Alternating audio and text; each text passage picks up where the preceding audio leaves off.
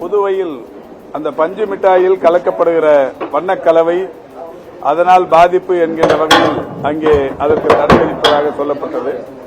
அந்த வகையில் உடனடியாக உணவு பாதுகாப்புத் துறையின் உயர் அலுவலர்களின் மூலம் அதை இன்றைக்கு ஆராய்வதற்கு நடவடிக்கை எடுக்கப்பட்டிருக்கிறது.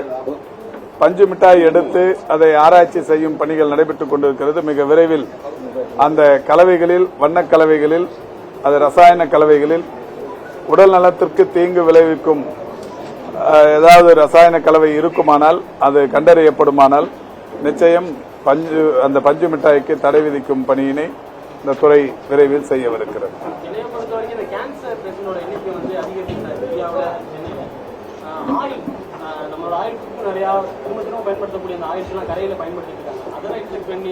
ஏற்கனவே தமிழ்நாட்டில் தான் இந்தியாவிலேயே முதன்முறையாக ஒருமுறை பயன்படுத்தப்பட்ட அந்த எண்ணெயை இரண்டாவது முறை பயன்படுத்தக்கூடாது என்பதற்காகத்தான் உணவு பாதுகாப்பு துறையின் சார்பில் அந்த எண்ணெயை துறையே வாங்கி இன்றைக்கு அதுக்கு அதை மாற்றாக அதுக்கு பயோகேஸ் எரிபொருள் தயாரிக்கிற அந்த பணியினை செய்து கொண்டிருக்கிறோம். அது நடைமுறையில் இருக்கிறது.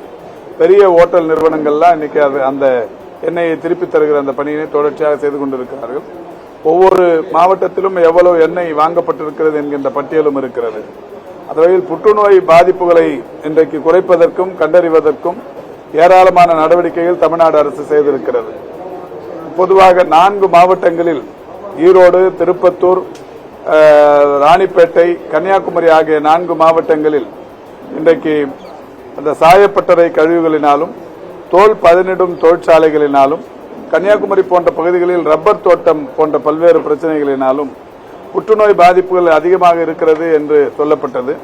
அந்த வகையில் கடந்த ஒரு மாதத்திற்கு முன்னால் நான் ஈரோடுக்கு சென்று இந்த 4 மாவட்டங்களிலும் இருக்கிற தகுதி படைத்த ஒரு 54 லட்சம் பேர்களுக்கு புற்றுநோய்க்கான பரிசோதனைகளை செய்ய அன்றைக்கு அந்த திட்டத்தை தொடங்கினோம்.